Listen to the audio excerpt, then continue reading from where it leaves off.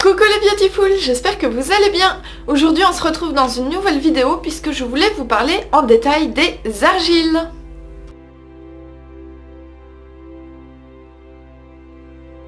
Vous allez voir que les argiles c'est une très grande famille qui regroupe beaucoup de produits et du coup on va voir quelles sont leurs propriétés les plus utiles en cosmétique, on va voir comment les choisir, comment les préparer, quelles sont les contre-indications, etc.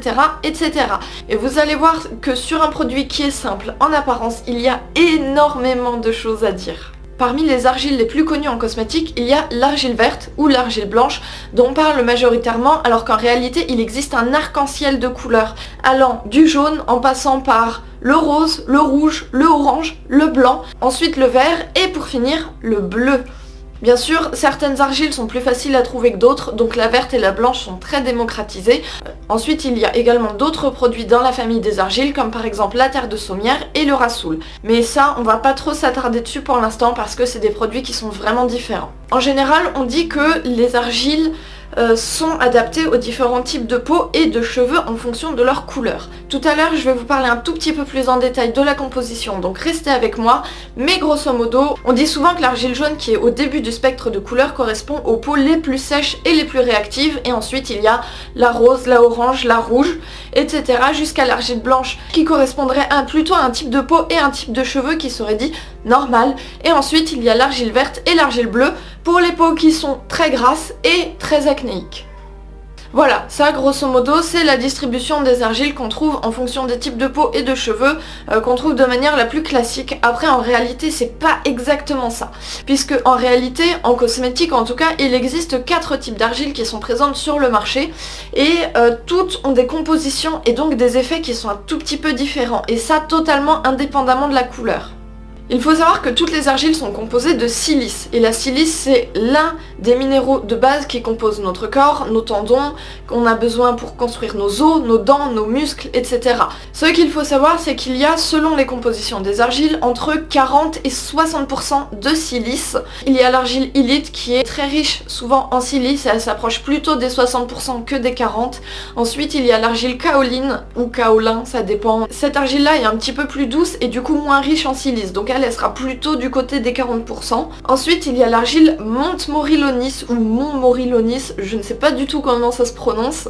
Celle-ci c'est l'argile qui est sûrement la plus courante et qu'on va rencontrer le plus souvent dans le commerce, et c'est une argile qui est extrêmement polyvalente, d'où le fait que ce soit plus souvent elle qui soit utilisée. Il y a ensuite une toute dernière famille d'argiles, sans compter le rassoul bien entendu, puisque là, le rassoul est encore différent. La dernière famille d'argiles ce sont les atapulgites. Alors je ne sais pas si je le prononce correctement, quoi qu'il en soit, cette famille d'argiles là est elle aussi un petit peu spéciale et elle regroupe plutôt les argiles du côté de la terre de saumière qui n'a pas une composition qui est optimale pour la cosmétique mais qui est par contre géniale pour détacher le linge.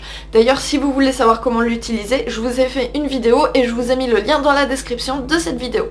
Donc à ces 4 familles d'argiles là, qui ont des compositions de base qui sont légèrement différentes les unes des autres, s'ajoutent également d'autres composants comme par exemple l'oxyde de fer qui va composer majoritairement l'argile rouge. Après il faut savoir que dans le commerce il y a certaines argiles, notamment la orange et la rose, qui sont tout simplement des mélanges. La orange est un mélange d'argile jaune et d'argile rouge et la rose est un mélange d'argile rouge et d'argile blanche, en toute logique. Après, ces différentes compositions vont impacter le résultat final, mais pas énormément. Du coup, si vous utilisez de la kaoline au lieu d'utiliser de l'illite, c'est pas extrêmement grave, ça va pas rendre inefficace un soin, ça va plutôt être au niveau des micro-réglages sur le résultat. Et de toute façon, ça dépendra aussi de ce que vous pourrez trouver dans les magasins autour de chez vous. Après, la deuxième question qui se pose souvent, c'est sous quelle forme choisir son argile, puisqu'il existe différentes formes sur le marché. Et là, petite explication.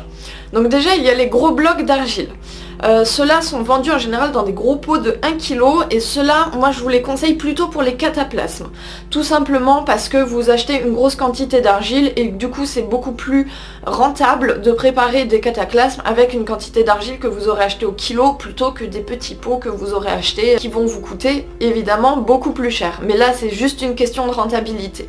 Après il y a une deuxième forme d'argile, c'est l'argile en poudre. Et là vous avez différentes catégories. Vous avez de l'argile en poudre classique, Donc là, il n'y aura pas forcément de spécificité au niveau de la finesse de la poudre. Donc cette poudre-là, vous pouvez l'utiliser pour vos soins en général, pour vos masques pour le visage, etc. Il n'y aura pas de problème. Après, il y a une deuxième forme de poudre, c'est l'argile qui est dite surfine ou ultra ventilée. C'est une poudre qui est extrêmement légère, extrêmement fine et du coup qui sera très utile par exemple pour les masques sur les cheveux ou le cuir chevelu par exemple. Tout simplement parce que vous obtiendrez beaucoup moins de grumeaux avec une argile qui est ultra ventilée et par conséquent ce sera beaucoup plus facile à appliquer. Mais là ça a juste à voir avec la consistance de l'argile et ça n'a absolument rien à voir avec sa qualité. La troisième forme d'argile qu'on retrouve très généralement, qui est très souvent vendue, c'est l'argile qui est pré-préparée dans des petits tubes en plastique. Alors ça, moi, personnellement, je vous le déconseille. Tout simplement parce que quand vous allez acheter cette argile-là, déjà elle est dans un tube en plastique et on y reviendra tout à l'heure, mais l'argile et le plastique, ça fait pas très bon ménage. C'est comme l'argile et le métal, elle aime pas trop ça. Et ensuite, surtout votre pot, vous n'allez pas arrêter de l'ouvrir, de le fermer, de l'ouvrir, de le fermer. Et quand vous allez l'utiliser, à un moment, il sera un petit peu plus dur, un petit peu plus pâteux et il sera déjà plus difficile à utiliser. Et le fait, en plus, de l'ouvrir et de le fermer à longueur de temps et d'utiliser sans cesse une argile qui a déjà été préparée, ça va tout simplement désactiver certaines propriétés de l'argile puisqu'elle est composée notamment d'oligo-éléments et ces oligo-éléments là ne se réactivent qu'une seule fois quand on mouille l'argile, elle ne se réactive pas à l'infini. Donc il faut qu'elle soit séchée d'une manière spécifique et qu'elle soit réactivée d'une manière spécifique. Du coup je vous conseille vraiment pas d'utiliser l'argile pré-préparée, il vaut mieux avoir de l'argile en poudre et en préparer une petite quantité au besoin, ça prend vraiment pas très longtemps. D'ailleurs, la troisième question, c'est comment la préparer? Alors là, c'est vraiment tout simple. Déjà, vous devez choisir un bol et des matériaux pour touiller, par exemple, qui soient non conducteurs d'électricité. Donc, on évite tout ce qui est plastique, métal. Vous pouvez choisir tout ce qui est porcelaine, bois et toutes les matières naturelles comme ça. Mais par-dessus tout, évitez le métal et le plastique. Je vous ai dit tout à l'heure que l'argile était composée d'oligo-éléments et ces oligo-éléments-là détestent l'électricité statique et ça les désactive également au contact du statique. Donc, il faut à tout prix l'éviter. Donc vous versez un petit peu d'argile soit en poudre, soit en galets, enfin en morceaux, en cailloux, vous appelez ça comme vous voulez. Vous rajoutez un petit peu d'eau, vous laissez gonfler et c'est tout. Le mieux c'est de laisser charger l'argile au soleil parce que les rayons du soleil aident les oligo-éléments à se réactiver plus vite et plus facilement et du coup vous avez une argile qui est beaucoup plus riche, beaucoup plus forte en un temps qui est beaucoup plus court que si vous l'avez laissé réactiver à l'ombre. Après, vous faites la texture en fonction de ce que vous voulez faire. Si vous voulez faire un cataplasme, je vous conseille de faire une texture assez pâteuse pour éviter que ça coule partout. Si vous voulez faire un masque pour le visage, à ce moment-là, vous faites une texture un peu plus fluide pour aider à l'étaler. Et si vous voulez faire un masque pour les cheveux, et bien là, vous faites une texture encore plus fluide pour faciliter à la fois l'application et le rinçage. Quoi que vous fassiez, il y a une chose que vous devez impérativement prendre en compte, c'est que l'argile est extrêmement absorbante.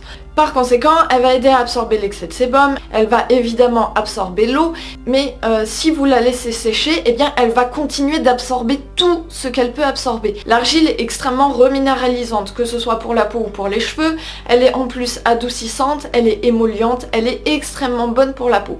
Bref, elle a un usage en cosmétique qui est vraiment génial et comme je vous ai dit, elle est également purifiante, donc elle va absorber toutes les petites impuretés. Si vous le faites régulièrement, elle va absorber les points noirs, elle va aider à guérir les boutons, elle va aider la peau à se réguler si vous avez une peau qui est très grasse, elle va également l'aider à se soigner si vous avez une peau qui est acnéique. Mais en fait, si vous la laissez sécher, elle va avoir l'effet inverse et continuer d'absorber absolument tout ce qui lui passe à portée. C'est-à-dire que si vous la laissez sécher sur votre peau, elle va déshydrater et dénutrir votre peau. Donc pour ça, si vous faites un masque à l'argile, vous gardez à proximité un petit pchit avec de l'eau et vous pchitez régulièrement votre masque pour éviter qu'il ne sèche. Un masque d'argile qui sèche est un masque qui ne sert à rien et qui aura un effet contraire.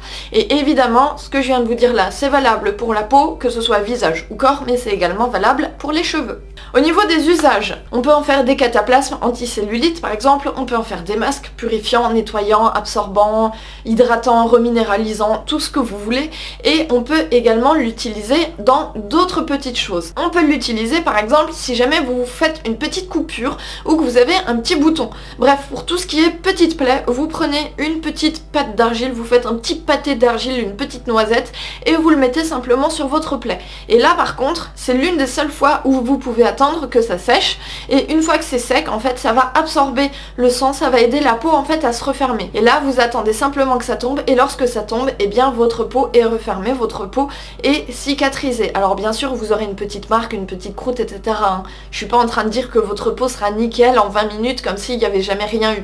Mais ce que je veux dire c'est que au moins ça arrêtera de saigner. Vous êtes sûr que ce ne sera pas infecté puisque l'argile en fait a une structure en feuillet qui va venir absorber les microbes et qui va les empêcher de se développer. Du coup ça donne aussi des propriétés antiseptiques à l'argile, et la meilleure pour cet usage là c'est l'argile verte. On peut utiliser, alors généralement c'est de l'argile blanche qui est utilisée en shampoing, que ce soit shampoing sec ou shampoing mouillé. Si jamais vous avez des cheveux qui sont très fins et très secs, vous pouvez utiliser un petit peu d'argile blanche en shampoing mouillé. Ça va les laver tout en douceur, ça va les rendre tout doux, tout propre, sans les agresser, et ça va être parfait pour reminéraliser au fur et à mesure le cuir chevelu et l'aider à repartir dans le bon sens. Un des derniers usages de l'argile, c'est à ingérer. Parce que oui, on peut manger de l'argile. Et là, je vous invite tout simplement à vérifier la composition de certains médicaments qui servent de pansement gastrique, notamment le Smecta, qui est composé d'argile et de sucre, tout simplement. Et bien, à ce moment-là, vous pouvez ingérer des petites quantités d'argile.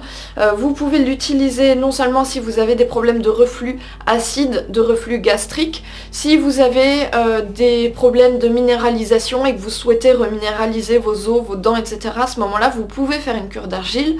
Si vous souhaitez tout simplement aider une blessure à guérir au niveau des tendons, par exemple, ou au niveau des os, mais également si vous avez des petits problèmes de diarrhée. Vous pouvez aussi utiliser de l'argile pour servir à la fois de pansement, non seulement pour votre estomac, mais aussi pour tous vos intestins, mais également pour compacter un petit peu le tout et aider à stopper la diarrhée.